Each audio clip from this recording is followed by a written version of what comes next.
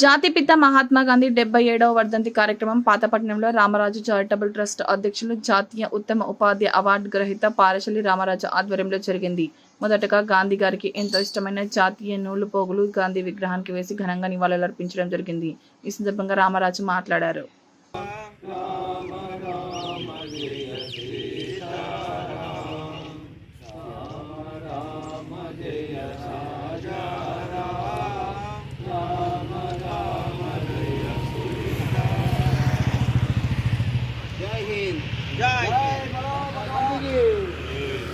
बोलो भारत माता की जय, बोलो भारत माता की जय, बोलो भारत माता की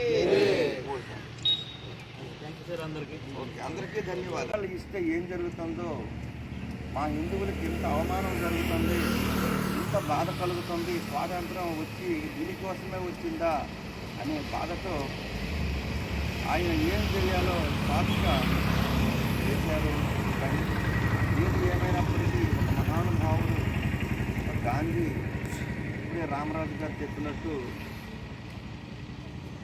థామస్ అల్వా ఎడిసన్ అన్నటువంటి మాటలు, భూమి మీద ఒక మనిషి రక్త మాంసాలతో పుట్టినటువంటి ఒక మనిషి ఈ భూమి మీద నడియాడుతాడు అని రానున్న తరాలు నమ్మవేమో అన్నటువంటి మహానుభావుడికి ఒక మనిషికి చంపడం, స్వాతంత్రం తెచ్చినటువంటి మనిషికి చంపడం చాలా దురదృష్టకరం.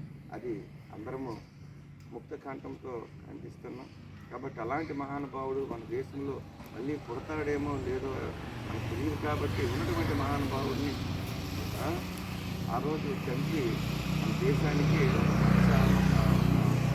ఒక అవమానంగా భావిస్తున్నాం. కాబట్టి ఇలాంటి చర్యలు ప్రతి ఒక్కరూ ఖండించాలి. మహానుభావుడిని మన దేశం కోల్పోయింది అని విచారం వ్యక్తం చేస్తూ ఆ మహానుభావుడికి ఈరోజు స్మరించడానికి అవకాశం కల్పించిన రామరాజు చారిటబుల్ ట్రస్ట్, అలాగే సాయి డివోటి అందరికీ మరొకసారి ధన్యవాదాలు తెలియజేసుకుంటూ వారి ఎన్నో కార్యక్రమాలు నిమగ్నమైనటువంటి కొంతమంది విశేషమైనటువంటి ఇతర ప్రముఖులందరూ కూడా ఇంకొకసారి ధన్యవాదాలు తెలియజేస్తున్నాను. జై హింద్. जय बोलो जातिपिता महात्मा गांधी की जय, बोलो जातिपिता महात्मा गांधी की जय, बोलो जातिपिता महात्मा गांधी की।